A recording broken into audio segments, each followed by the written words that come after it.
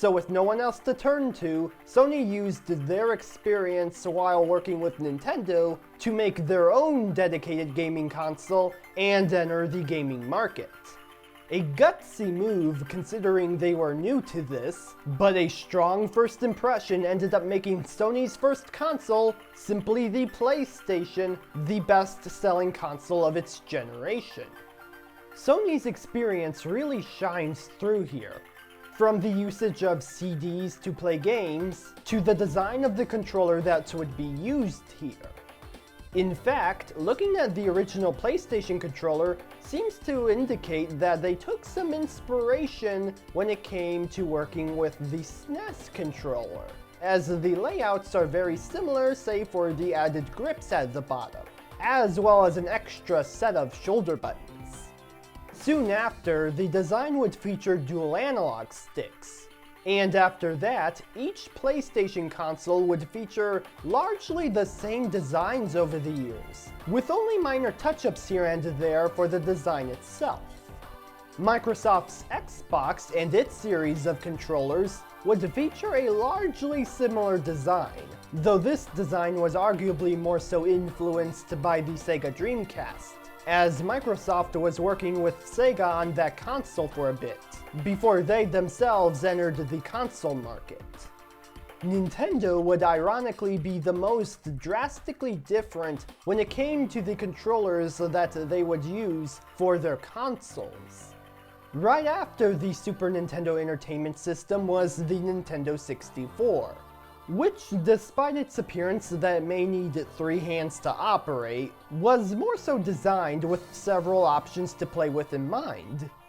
Then there was the GameCube controller, which appears to resemble the more conventional controllers at first, but noticeably has 2 analog shoulder triggers instead of 4 digital ones.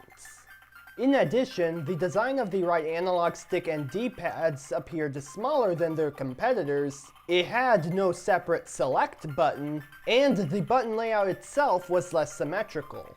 Then we'd go back to unconventional with the Wii Remote, where its main focus would be motion controls, whether it be swinging around in a particular fashion or pointing at the screen to aim for something in particular, with a separate nunchuck attachment that had its own motion capabilities, a few extra buttons, and added analog movement with a control stick.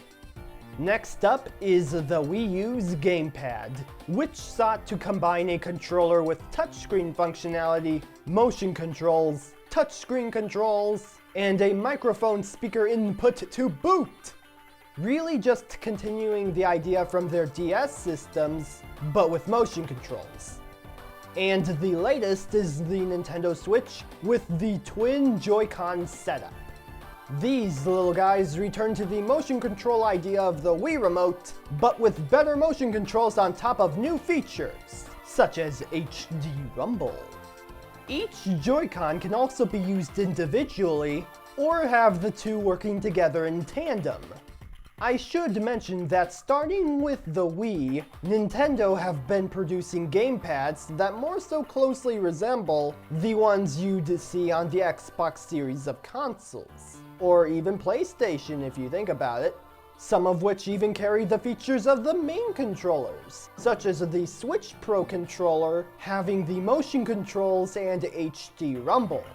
Still, not all games will be compatible with these controllers, so it helps to check in advance to see which software these controllers will work with. That's it for this mission. Stay happy, stay safe, and have a nice day. Bye!